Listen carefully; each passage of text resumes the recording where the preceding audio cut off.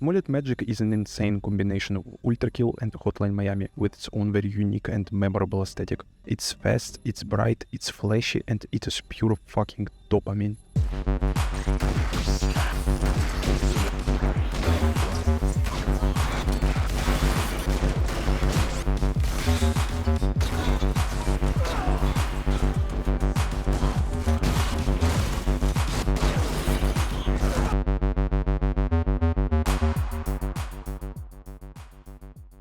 In its style, this game clearly takes inspiration from stuff like retro anime and just late 20th century Japan in general.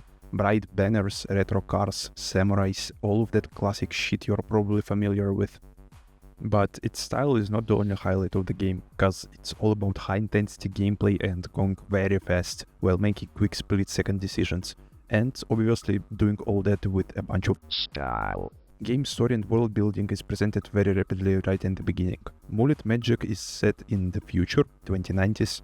In this world, billionaire robots rule over the world, and human population is basically enslaved, craving fast dopamine hits from media entertainment constantly. The game is a pretty straightforward satire of things like digital addiction, social media overuse, and consumerism. Our protagonist with a majestic mullet receives a call from an organization called Peace Corp, and they want him to participate in a live show in which he has to save popular influencer Betty from a billionaire who captured her. As a reward, he will receive the most luxurious prize of them all: a pair of shoes.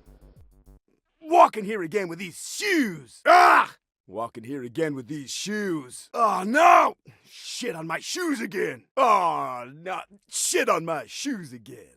So he literally injects Twitch chat into his bloodstream, and if audience won't be entertained for 10 seconds, our guy will literally fucking die. The gameplay consists of you clearing a floor full of enemies. For killing enemies in different stylish ways, you will get more seconds added to your lifespan. You can shoot enemies in different body parts, kick them into different environmental stuff, or finish them off with an item. When you get to the end of the floor, you can choose one of 3 upgrades to your character. In this aspect, the game is kind of a roguelike. Those upgrades can be a new weapon, passive upgrade like crit damage chance, adding something to environment like explosive barrels, or something very impactful like making your character go from nonchalant to throwing one-liners at you. And if you choose this perk, our guy is just gonna start spitting straight facts. Girls love basic hygiene. Stop complaining about the little things. You get 8 weapons to choose from, but technically there is more than that. We have different katanas, pistol, shotgun, SMG, railgun, a rifle, and plasma gun. All of them feel and act completely different, so it's a lot of fun to constantly switch between them.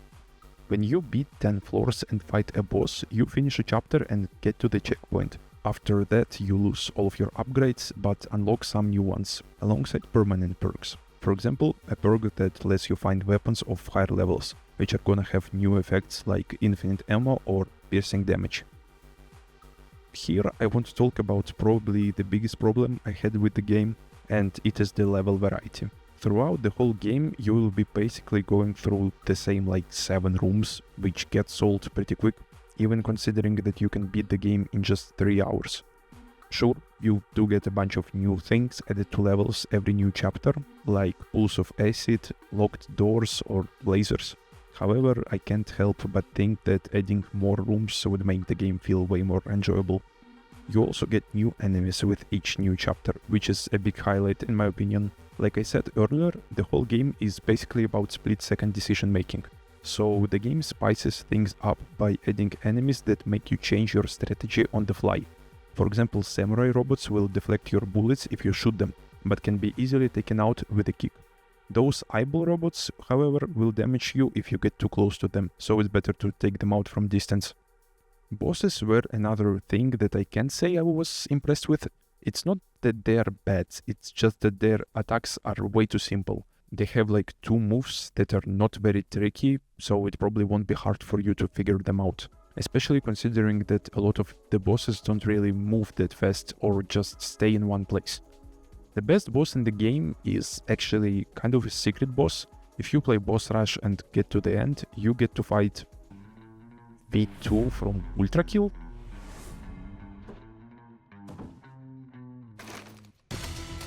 This fight is pretty cool. V2 has more moves than other bosses and moves really fast too. There is even a second phase where you fight during sliding, but overall still not very challenging.